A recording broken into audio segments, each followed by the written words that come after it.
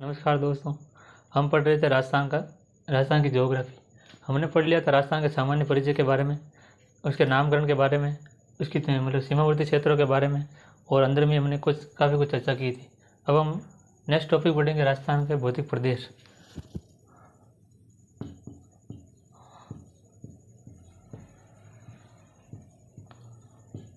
भौतिक प्रदेश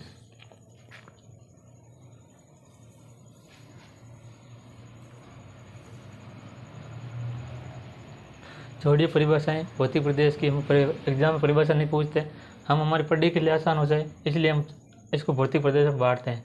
जैसे यहाँ पर मरुस्थल है, पूरा मरुस्थल है, ये एक भौतिक प्रदेश हो गया। इसको हम पूरा मरुस्थल को अलग निकाल के पढ़ लेते हैं। मरुस्थल, यहाँ पर पहाड़ियाँ, तो ये एक भौतिक प्रदेश हो गया, और इसको हम नाम देते हैं अरावली, और इसको भी हम अलग निकाल के पढ़ ले देंगे। यहाँ पर नदियाँ बहती है और नदियाँ हमेशा मैदानों का निर्माण करती हैं, तो एक मैदान हो गया, ये भी एक भौतिक प्रदेश हो गया। यहाँ पर पठार है, तो ये एक अलग सेपरेट भौतिक प्रदेश हो गया, इसको हम अलग पढ़ लेंगे, पठार, हाड़ौती का पठार। ठीक है, आज हम पढ़ेंगे मरुस्थल, उत्तर पश्चिम का मरुस्थल। ठीक है,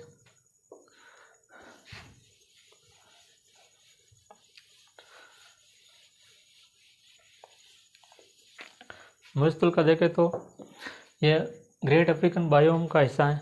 हम देखते हैं तो मरुस्थल, इसे थार का मरुस्थल भी बोलते हैं।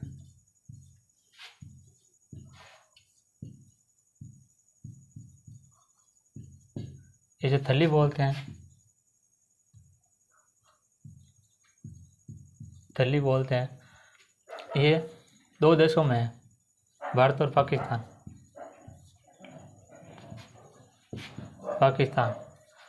भारत में ये 75% है, 75%, और पाकिस्तान में ये 25%।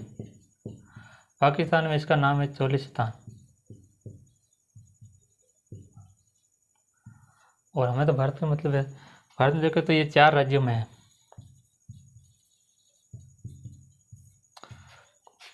पंजाब,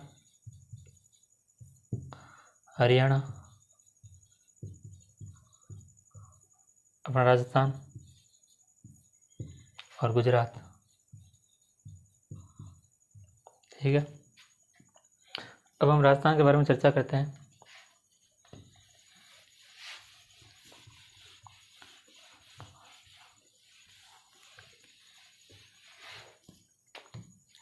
मरुस्थल का कुल देखें तो कुल इसका वर्ग क्षेत्र मिला है 2,33,000 वर्ग मीटर, 33,000 वर्ग किलोमीटर। लेकिन हमारा मतलब है हमारे राजस्थान में 1,75,000 वर्ग किलोमीटर। राजस्थान देखें तो राजस्थान में इसके 12 जिले टच करते हैं। 12 जिलों में पूरा मरुस्थल है, इसमें 40% जनसंख्या निवास करती है। पूरे भारत में देखें तो ये 62% है, जिसका राजस्थान में 61.11% है। जिलों का तो हमें क्या करना है, जिलों को तो हम देख लेते हैं एक बार।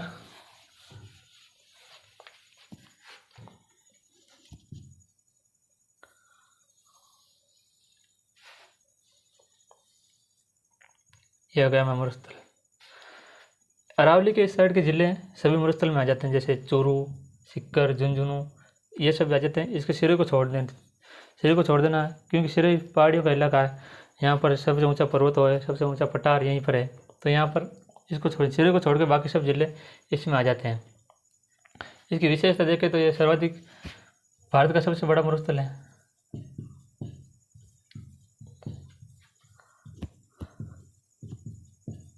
सबसे बड़ा मरुस्थल है। विश्व में सर्वाधिक जनसंख्या घनत्व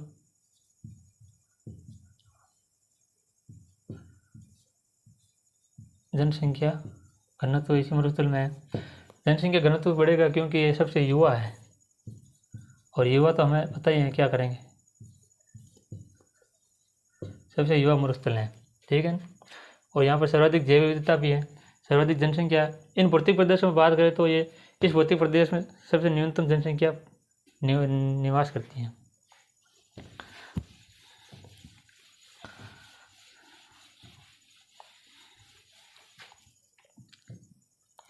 एक बीच में छूट गया था पठार। पठार जैसे कई लोगों को पठार के बारे में पता नहीं होता है। जहाँ हम ये चल रहे हैं ये एक मैदान है, मैदान का ऊपर उठा हुआ भाग पठार, पठार का ऊपर उठा हुआ भाग पहाड़ी, और पहाड़ी का ऊपर उठा हुआ भाग पर्वत। जैसे मैदान, ये पर्वत मतलब पठार, ये पहाड़ी और ये पर्वत। इसलिए हम जैसे अरावली एक पहाड़ी है, इसे हम पर्वत नहीं बोल सकते। जैसे हिमालय पर्वत है, इसे हम पहाड़ी नहीं बोल सकते। सबसे ऊंचा स्थान है जैसे माउंट एवरेस्ट,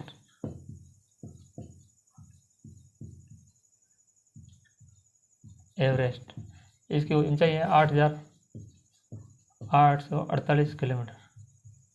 और सबसे नीचे देखें तो समुद्र में है, जैसे प्रशांत महासागर में है।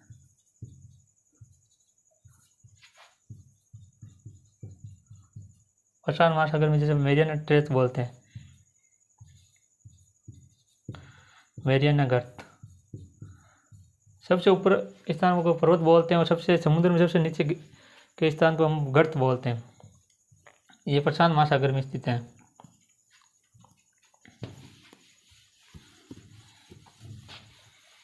और हम बात करें तो मरुस्थल के बारे में, सबसे बड़ा मरुस्थल है सहारा। सहारा मरुस्थल है, उत्तरी अफ्रीका में पड़ता है। इसका सबसे गर्म स्थान है अल अजीजिया, पहले था अल अजीजिया। और हमारे एशिया की बात करें तो एशिया में जैकोबास,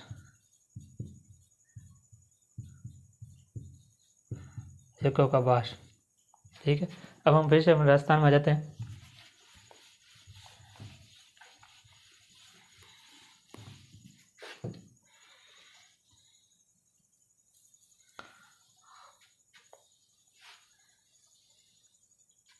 ये मरुस्थल हो गया।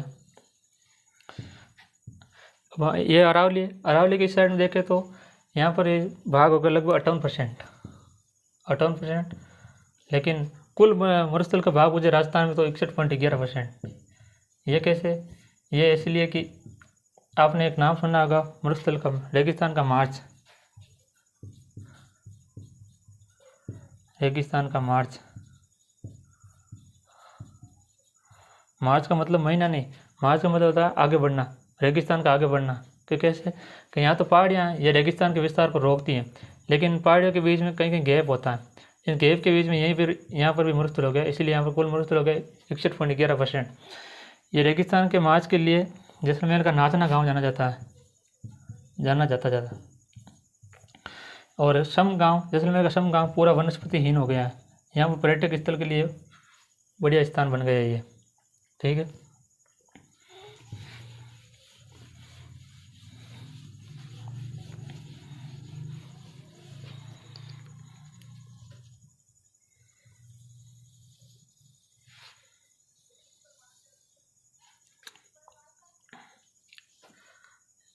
हम इसको और पढ़ने के लिए हमारा आसान कर लेते हैं। इसको हम एक और बात दो, इसके भी हम दो टुकड़े कर लेते हैं।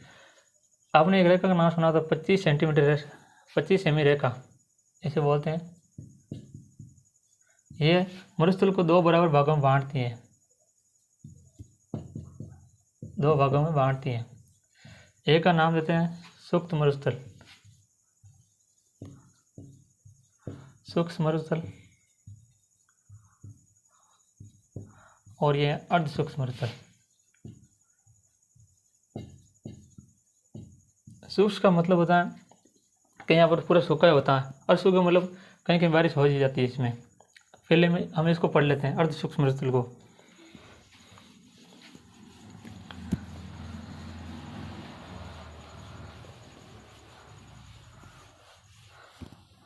अपने पहले पढ़ लेते हैं। आपने नाम सुना होगा दरियन,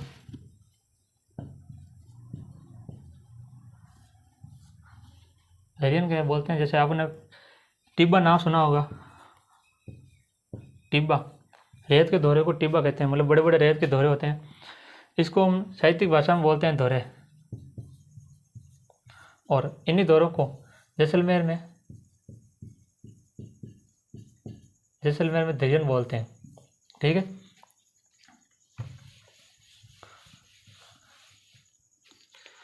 हम पढ़ लेते हैं सूक्ष्म मरुस्थल।